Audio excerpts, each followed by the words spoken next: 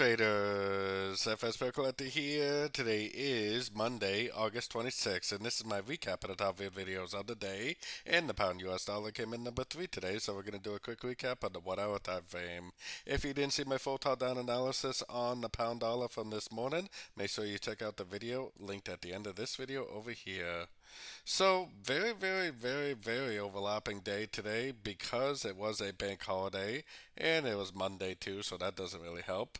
So, today was a bank holiday in the UK and there's a lot of volume from the UK, so that definitely doesn't help for sure.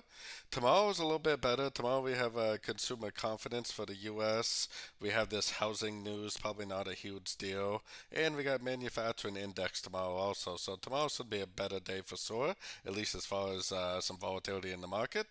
But most likely this move down right here is more of a trend than anything, so I think likely this is a wave A, probably likely we're in a wave B. I think it is pretty likely to go down to a deeper Fibonacci level for like a wave C, maybe go down to the 5061.8 before we actually do make another push for the continuation of the uptrend. I definitely am waiting for 3 waves down to go long for the continuation of this big wave 3 of the much higher time frames. Unless it goes down and breaks this high low right here, I'm definitely a buyer at the end of 3-way pullbacks.